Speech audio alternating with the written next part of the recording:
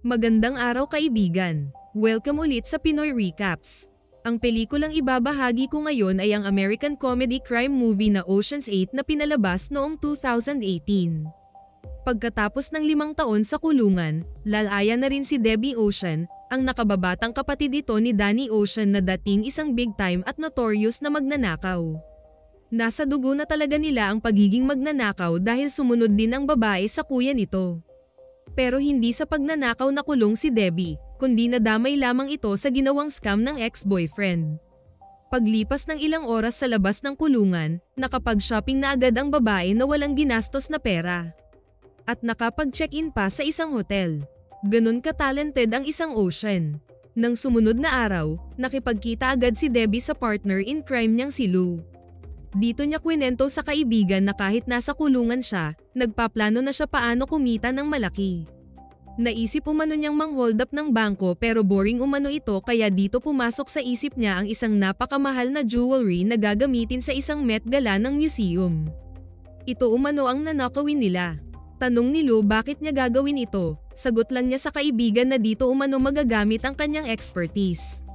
At malakas ang kumpiyansa niya na hindi mahuhuli dahil maraming beses na niya itong nagawa. Binisita ni Debbie ang art gallery ng dating nobyo na si Claude. Gulat na gulat ito nang makita siya. Gusto lang niya itong takutin ng kunti at para na din malaman nito na nakalabas na umano siya.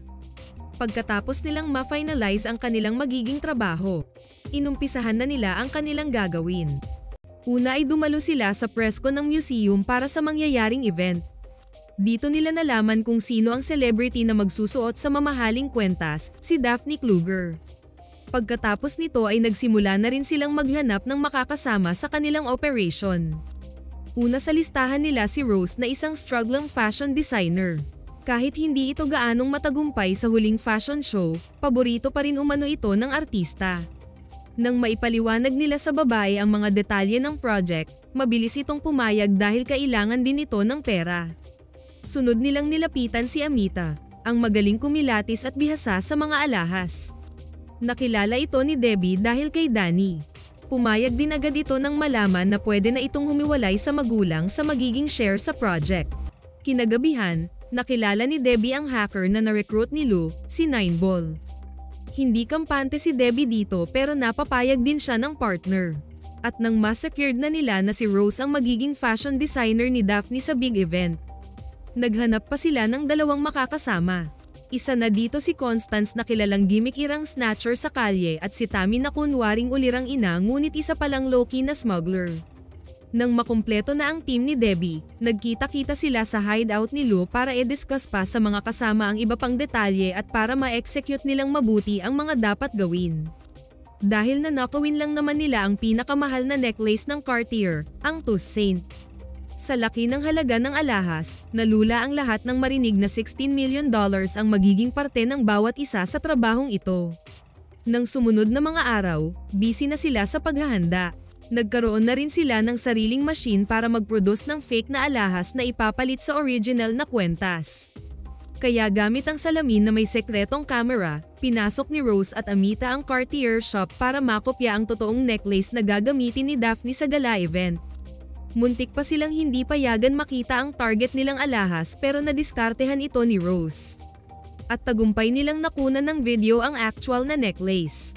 Laking tuwa nila nang makita ang nagawang replika ng Toussaint. Halos wala itong pinagkaiba sa original.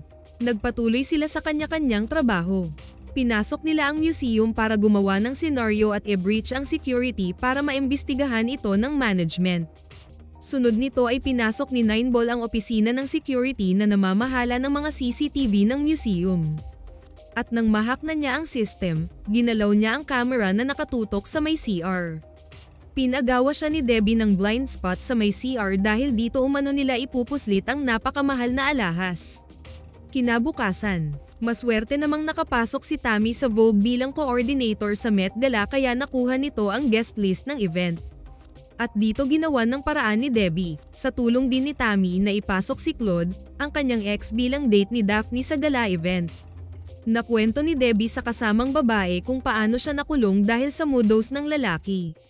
Sinet up siya nito at idiniin sa kaso na sila namang dalawa ang gumawa. Kaya maghihiganti siya sa lalaki sa paraang hindi siya mahuhuli. Nang malaman ni Lo na nasa event ang ex ng partner, alam na niya ang balak nito. Kinumpranta niya si Debbie na bakit kailangang isama niya ang personal na problema sa trabaho nila. Pero sagot lang ng kaibigan, huwag silang mag-alala dahil hindi sila mahuhuli. Habang papalapit na ang araw ng event, tiningnan nila ulit ang blind spot, tagumpay itong nagawa ni Nineball. At last minute na naipasok din ni Tammy si Lou sa event bilang kunwaring nutritionist para may katulong si Amita sa pagpuslit ng mga alahas. Dumating na ang big day. 2 bodyguard ang naghatid ng necklace sa hotel kung saan naka-check-in si Daphne. Namangha ang 2 babae nang makita ang mamahaling kwentas, lalo na nang may sukat ito. Pero biglang kinabahan si Rose nang makita na hindi pala basta-basta matanggal ang tooth saint. Kailangan pala nito ng magnet para ma-open ang lock. Kinuna niya ito ng video at pinadala sa mga kasamahan. Napanganga silang lahat dahil ilang oras na lang at magsisimula na ang gala event. Namroblema sila ngayon paano solusyonan ang lock ng kwentas. Pero mabuti na lang at magaling sa latest technology ang kapatid ni Nineball kaya bago pa sila nakarating sa event, nagawan na nito ng improvised magnet ang lock ng tooth saint. Ilang minuto bago magbukas ang gala, nag-final briefing muna ang event security at nasa kanya-kanya na silang pwesto. Maya-maya lang ay nagsimula ng magdatingan ang mga bisita. Kahit secured ang necklace sa leeg ni Daphne, nakasunod pa rin dito ang 2 bodyguard. Nagpaikot-ikot na ang mga bisita sa mga nakadisplayng mga alahas. At nang pinaserve na ang mga pagkain ng celebrity, sekreto itong nilagyan ni Lou ng pampasira ng tiyan. Ito na ang umpisa ng kanilang operation. Nang mga sandaling iyon, pumasok si Constance sa CR at sinarado ang mga cubicle liban lang sa dulo. Ilang saglit pa ang lumipas, nagsimula ng mag-alboroto ang sikmura ni Daphne kaya mabilis itong tumakbo sa ladies' room. Habang si Debbie naman ay nakapwesto na sa may pintuan ng CR. At nang makapasok na ang celebrity sa loob, pinigilan ng babae ang 2 bodyguard na nakasunod dito. Kaya walang magawa ang mga ito kundi mag-antay lang sa labas. Habang nagsusuka si Daphne, pumasok si Constance na kunwaring inaalalayan ng babae pero kinuha na pala nito ang kwentas. At sa pag-guide ni Nineball, sakto sa timing ang mga galaw nila. Hindi nakita sa CCTV ang paglagay ng tooth saint sa bitbit na tray ng baseboy na diretsyo naman sa hugasan ni Amita. Nang makuha na ng babae ang kwentas, nag-bathroom break agad ito. Nakaset up na pala ang mga gamit niya sa CR at nagumpisa kaagad na kalasin ang mga diamonds. Paglabas ni Daphne sa ladies' room, gulat na gulat ang 2 guard na wala na sa leeg nito ang alahas. Mabilis nilang tiningnan ang loob ng CR pero wala ang kwentas dito. Kinausap ng mga ito ang babae pero wala rin itong alam kung paano nawala ang diamond necklace. Dito na nag-request ang bodyguards na palabasin muna ang lahat ng bisita para hanapin ang kwentas at i-check din lahat ang mga kitchen crews. Pero nang makita ni Nineball sa CCTV na nasa tapat na ng kitchen CR ang isang guard kung saan nasa loob si Amita, inutusan ni Debbie si Tammy na ilabas na ang fake na kwentas para hindi na i-check ng guard ang toilet room. Dito nabunutan ng tinik ang lahat at pinabalik na ang mga bisita sa loob. Kasunod nito ay kinuha na ni Constance ang nakalas na kwentas at pasimple nitong dinistribute sa mga kasama ang bawat piraso. Maya-maya lang ay sadyang binangga ni Debbie si Claude na nasa bar. Namukan siya ng lalaki pero hindi niya ito pinansin. Ang hindi alam nito, sinilid pala ng babae ang piraso ng diamond sa bulsa nito. Sa pagtatapos ng event, isa-isang nagsilabasan ang mga babae na suot-suot ang mga diamonds na kinalas ni Amita. Nang sumunod na araw, nalaman agad ng Cartier na fake ang ibinalik na kwentas. Kaya dito na pumasok si John na kinuhang insurance investigator.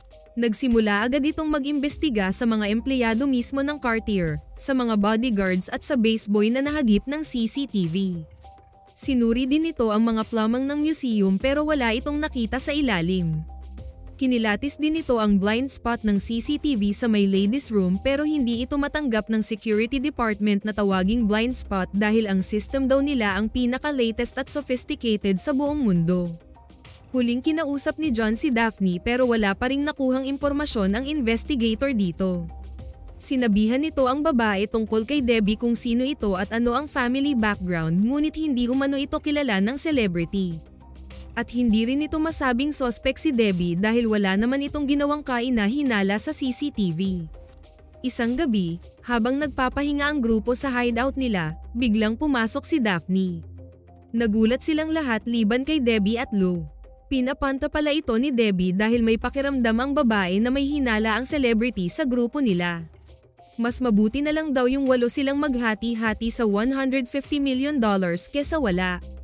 Sabi din ni Daphne na hindi siya ganun katanga na hindi malaman ang nangyayari sa paligid niya. At dito niya sinabi na nagsimula umano siyang magduda nang makita ang bad acting ni Rose at ang bawat isa sa kanila. Dito na din nalaman ng lahat na ang diamonds ni Debbie ay nasa bulsa na ng jacket ni Claude. Dahil pinaghandaan na niya na kung dumating man ang investigasyon, sinigurado niyang hindi sila ang magiging suspect. At para madiin si Claude sa kaso, nag-hire ng matatandang babae sila Debbie para magkunwaring mayaman at binenta ang mga parte ng kwentas saka dineposit ang pera sa bank account ni Claude. Paglipas ng mga araw, nagpatuloy pa rin si John sa investigasyon. At nakipagkita ito kay Debbie sa isang restaurant. Dito sinabi ng investigador sa babae na hindi siya gustong hulihin, gusto lang nitong mabawi ang diamonds. Sagot ni Debbie na may alam siya kung nasaan ang ilang portion nito. Ipinakita niya ang larawan ni Claude kaya alam na ni John na paghiganti ang isa sa motibo ng babae. At para talaga makakuha sila ng matibay na ebidensya na nasa kamay ni Claude ang parte ng kwentas, dito na umeksena si Daphne. Walang kamalay-malay ang lalaki na siya talaga ang madidiin sa kaso. Kinunan ito ng picture ni Daphne at pinadala naman agad ito ni Debbie kay John. Kaya kinaumagahan, pagkagising ni Claude, nasa pintuan na niya ang mga pulis. At sa investigador na niya nalaman na siya ang prime suspect sa pagnanakaw ng Cartier necklace.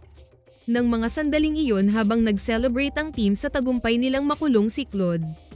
Ipinaalam ni Lou at Debbie na hindi lang iisang necklace ang kinuha nila sa event. Dinekwat nila lahat ng collection sa display at pinalitan ng mga fake sa tulong naman ni Yen na dating kasama ni Danny. Ginawa nila ito habang nasa labas ang lahat ng bisita. Kaya ang share nila kada isa ay umabot sa $38 million. Kaya paglipas ng mga araw, nakapagbakasyon na si Amita sa Paris kasama ang lalaking nakilala nito sa dating app. Nakapagpatayo si Rose ng sariling boutique, nakabili naman ng malaking kondo si Constance at naging YouTuber. Lumawak pa ang pagiging smuggler ni Tammy, nakapagpatayo naman ng sariling bilyaran si Nineball, naging director na si Daphne at bini-build up ang isang actress na kamukha niya. Samantalang nabili naman ni Lou ang pangarap na motor at nag-road trip agad ito. Habang si Debbie naman ay bumisita sa libingan ni Danny at sinabihan ang kapatid na siguradong proud ito sa kanya. Sana nagustuhan niyo ang pelikulang ito.